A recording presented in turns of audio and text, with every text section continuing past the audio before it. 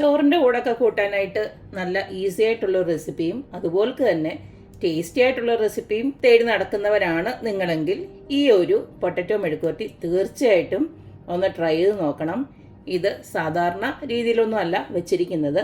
ഇതിനകത്ത് ഒരു special ingredient കൂടെ ചേർത്തിട്ടാണ് ഈ ഒരു പൊട്ടറ്റോ മെഴുക്കുവരട്ടി ഉണ്ടാക്കിയിരിക്കുന്നത്. അതുകൊണ്ട് തന്നെ ഇതിൻ്റെ ടേസ്റ്റിൻ്റെ കാര്യത്തിൽ ഒരു സംശയം വേണ്ട. അപ്പോൾ നമുക്ക് ഈ ഒരു അടിപൊളിയായിട്ടുള്ള മെഴുക്കുവരട്ടി എങ്ങനെയാണ് ഉണ്ടാക്കുന്നതെന്ന് നോക്കിയിട്ട് വരാം.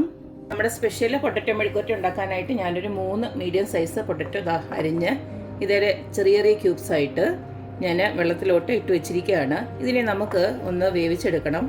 ഒരു 90% വേവുന്ന രീതിയിൽ നമ്മളിതിനെ ഒന്ന് വേവിച്ചെടുക്കാൻ പോവാണ്. അപ്പോൾ പൊട്ടറ്റോ ഒന്ന് വേവിച്ചെടുക്കാനായിട്ട് ഞാൻ കുറച്ച് വെള്ളം തിളപ്പിക്കാനായിട്ട് വെച്ചിട്ടുണ്ട്. നമുക്ക് ഇതിനകത്തേക്ക് കുറച്ച് ഉപ്പും മഞ്ഞൾപ്പൊടി ഇട്ടതൊന്ന് വേവിച്ചെടുക്കാം. ഞാനിപ്പോൾ ഒരു 1/2 സ്പൂൺ ഉപ്പിട്ട് കൊടുത്തിട്ടുണ്ട്. അതുപോലെ തന്നെ ഒരു 1/4 സ്പൂണോളം മഞ്ഞൾപ്പൊടിയോട് ഇട്ട് കൊടുക്കുകയാണ്. ഇതിലേക്ക് നമ്മൾ അരിഞ്ഞു വെച്ചിരിക്കുന്ന പൊട്ടറ്റോട് ഒന്ന് ആഡ് ചെയ്ത് കൊടുക്കുകയാണ്. അടുത്തത് നമുക്കിതിലേക്ക് വേണ്ടത് കുറച്ച് മുളക് ഞാനെടുത്ത് വെച്ചിട്ടുണ്ട്. ഒരു 5-6 മുളക്, നിങ്ങളുടെ എരിവനുസരിച്ചിട്ട് മുളകിൻ്റെ എണ്ണം കൂട്ടുകയും കുറയ്ക്കുകയൊക്കെ ചെയ്യാം. ഞാനിപ്പോൾ ഇതൊന്ന് കുതിർത്തെടുത്തതാണേ. നിങ്ങൾക്ക് ചില്ലി ഫ്ലേക്സ് ഉണ്ടെങ്കിൽ അങ്ങനെയും യൂസ് ചെയ്യാം. പിന്നെ അതിലേക്ക് കുറച്ച് ചുവന്നുള്ളി, ഒരു 10-12 ചുവന്നുള്ളിയോളം ഉണ്ട്. ഇതും വേണമെങ്കിൽ നിങ്ങൾക്ക് കൂട്ടിയോ കുറയ്ക്കുകയൊക്കെ ചെയ്യാം. അതുപോലെ തന്നെ ഒരു 4-5 അല്ലി നമ്മുടെ വെളുത്തുള്ളിയും കൂടെ ചേർത്ത് ഇതൊന്ന് ചതച്ചെടുക്കാൻ പോവുകയാണ്. ഈ ഒരു രീതിയിൽ ഞാൻ ചതച്ചെടുത്തിട്ടുണ്ട്. ഇതിനി ഇവിടെ ഇരിക്കട്ടെ. ഇനി നമുക്ക് 1-2 ഐറ്റംസ് കൂടെ എടുക്കാനുണ്ട്. അടുത്തത് നമുക്കിതിലേക്ക് വേണ്ട പ്രധാന ഇൻഗ്രീഡിയൻറ്റ്, അതല്ലെങ്കിൽ സീക്രട്ട് ഇൻഗ്രീഡിയൻ്റ് എന്ന് പറയുന്നത് നമ്മുടെ ഈ ഉണക്കച്ചെമ്മീനാണ്. ഇത് ഞാൻ കുറച്ച് നേരം വെള്ളത്തിലൊക്കെ ഇട്ട് നന്നായിട്ടിത് കഴുകി എടുത്തിട്ടുണ്ട്. ഒരു 4-5 തവണ നന്നായിട്ട് കഴുകി വെള്ളമൊക്കെ ഒന്ന് വാലാൻ വെച്ചിട്ട് ഇതുപോലൊക്കെ ആക്കി എടുത്തിട്ടുണ്ട്. കാരണം ഇതിനകത്ത് നിറയെ മണ്ണും പൊടിയൊക്കെ ഉണ്ടായിരിക്കും. അതുകൊണ്ട് നല്ല വൃത്തിയായിട്ട് കഴുകിയെടുക്കണം. ഇത് ഏകദേശം ഒരു ഗ്രാം കണക്കിന് പറയാനാണെങ്കിൽ ഒരു 50 ഗ്രാം കാണുമായിരിക്കും, അല്ലെങ്കിൽ ഒരു കൈപ്പിടി, അത്രയേ ഉള്ളൂ. ഇതിൻ്റെ അളവ് നിങ്ങൾക്ക് വേണമെങ്കിൽ കൂട്ടാം, ഒട്ടുമേ കുറയ്ക്കാൻ പാടില്ല. കൂട്ടണമെങ്കിൽ കൂട്ടാം, അത്രയേ ഉള്ളൂ. ഇനി നമുക്കിത് ഒന്ന് വറുത്തെടുക്കണം.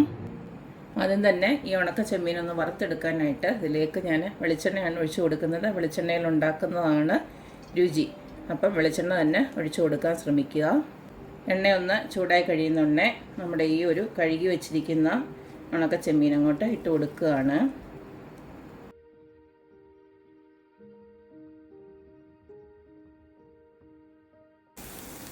ഈ ചെമ്മീൻ വറുക്കുന്ന സമയം കൊണ്ട് തന്നെ നമ്മുടെ പൊട്ടറ്റോ ഉണ്ടല്ലോ, പൊട്ടറ്റോ ഒരുവിധം ഒരു 1/4 വേവായിട്ടുണ്ട്. ഞാനൊന്ന് കാണിച്ചു തരാം.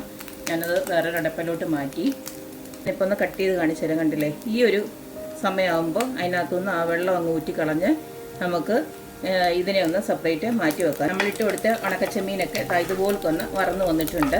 ഈ സമയം ഇതിനെ നമുക്ക് ഇതിനകത്തുനിന്ന് അങ്ങ് കോരി മാറ്റാം. എന്നിട്ട് തണുത്തതിന് ശേഷം വേണമെങ്കിൽ നമുക്കിതൊന്ന് ജസ്റ്റ് ഒന്ന് ക്രഷ് ചെയ്തെടുക്കാം.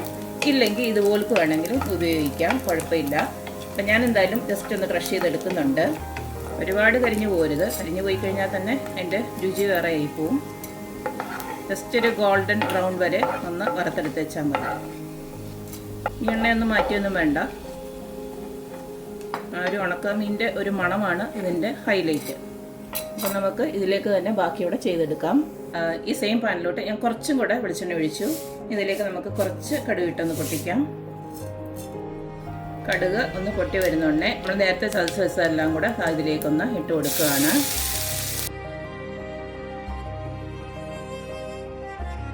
ഇനി ഇതിലേക്ക് ഞാൻ കുറച്ച് ഉപ്പിട്ട് കൊടുക്കുകയാണ്. നമ്മൾ ഓൾറെഡി പൊട്ടറ്റോയ്ക്ക് ഉപ്പിട്ട് കൊടുത്തിട്ടുണ്ട്. അതുപോലെ തന്നെ ഉണക്ക ചെമ്മീനും ശകലം ഉപ്പുണ്ടാവും, അതനുസരിച്ചിട്ട് ഉപ്പിട്ട് കൊടുക്കുക. ഞാനിപ്പോൾ ഒരു 1/4 ടീസ്പൂണോളം ഇട്ട് കൊടുക്കുന്നുണ്ട്. ഇനി ഇതിലേക്ക് കുറച്ച് കറിവേപ്പിലോട് ഇട്ട് കൊടുക്കുകയാണ്. ഇതിപ്പോൾ നമ്മൾ ഇട്ട് കൊടുത്ത ഉള്ളിയൊക്കെ ഇതുപോലൊക്കെ വഴണ്ട് വന്നിട്ടുണ്ട്. ഒത്തിരി അങ്ങ് കരിഞ്ഞൊന്നും പോകണ്ട, ജസ്റ്റ് ഒന്ന് വഴണ്ടാൽ മതി. ഇനി ഇതിലേക്ക് തീ ഒന്ന് കുറച്ച് വെച്ചതിന് ശേഷം കുറച്ച് പൊടി, അതായത് 1 സ്പൂണ് മല്ലിപ്പൊടി ഇട്ട് കൊടുക്കുകയാണ്. അതുപോലെ തന്നെ ഒരു 1/2 സ്പൂണോളം നമ്മുടെ ഗരം മസാലയോടെ ഇട്ട് കൊടുക്കുകയാണ്. ഇനി ഇതിലേക്ക് നമ്മുടെ പൊട്ടറ്റോ വേവിച്ചോട്ട് ഇട്ട് കൊടുക്കുകയാണ്. ഇനി ഇത് ചെറിയ തീയിൽ നല്ലതായിട്ടൊന്ന് മൊരിച്ചെടുക്കണം.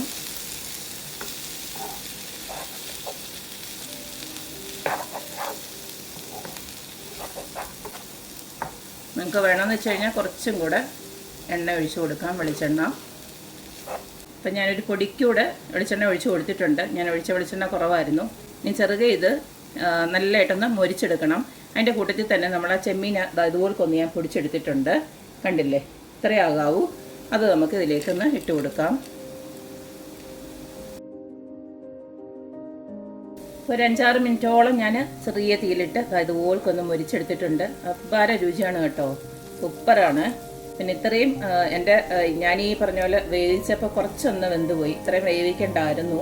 അതാ ഉരുളക്കിഴങ്ങിൻ്റെയാണ്, പെട്ടെന്ന് വേവുന്നതായിരുന്നു. വെള്ളം ഒന്ന് തിളച്ചപ്പോഴത്തേക്ക് അത് വെന്തു. അപ്പോൾ ഇത്രയും വേവിച്ചില്ലെങ്കിലും കുഴപ്പമില്ല. പൊട്ടറ്റോ നന്നായിട്ട് വേവുന്ന തന്നെയാണ് ചിലർക്കൊക്കെ ഇഷ്ടം. പക്ഷേ ഈ ഒരു രീതിയിൽ ഈ ഉണക്കച്ചെമ്മീനോട് ഇട്ട് ഇതുപോലൊന്ന് ഉണ്ടാക്കിയെടുക്കുമ്പോൾ സൂപ്പറാണ് കേട്ടോ. ഇപ്പോൾ ഇച്ചിരി കുഴഞ്ഞു പോയെങ്കിലും ടേസ്റ്റിന് ഒരു കുറവുമില്ല, നന്നായിട്ടുണ്ട്. സത്യം പറഞ്ഞാൽ ഞാൻ ഇതൊരു റീൽസിൽ കണ്ടിട്ട്, റീൽസിൽ എക്സാക്ട്ലി ഇതുപോലൊന്നും അല്ല, കുറച്ചൊന്ന് വ്യത്യാസമുണ്ട്. ഞാൻ എൻ്റേതായിട്ടുള്ള രീതിയിൽ കുറച്ച് വ്യത്യാസം വരുത്തിയിട്ടുമുണ്ട്. അപ്പോൾ എന്തായാലും ഇത് ഒരുപാട് പേർക്ക് ഇഷ്ടപ്പെട്ട ഒരു റെസിപ്പി ആയിരുന്നു കേട്ടോ. അതുകൊണ്ടാണ് ഞാനും ഒന്ന് ട്രൈ ചെയ്തത്. ചോറിൻ്റെ ഒക്കെ കൂടെ ഇതുപോലൊരു മെഴുക്കുവരട്ടി ഉണ്ടെങ്കിൽ സൂപ്പറാണ്. എൻ്റെ കൂട്ടത്തിൽ ഒരു ചമ്മന്തിയോടെ ഉണ്ടെങ്കിൽ പിന്നെ കുശാലെന്ന് തന്നെ പറയാം. അപ്പം എല്ലാവരും ഇതൊന്ന് ട്രൈ ചെയ്ത് നോക്കുക, അഭിപ്രായങ്ങൾ അറിയിക്കുക. അപ്പോൾ എപ്പോഴും പറയുന്ന പോലെ തന്നെ എൻ്റെ റെസിപ്പീസ് ഇഷ്ടമുള്ള എല്ലാവരും please like, share and subscribe. അപ്പോൾ ഇനി ഒരു അടിപൊളി വീഡിയോ ആയിട്ട് വരുന്നവരേക്കും ബൈ.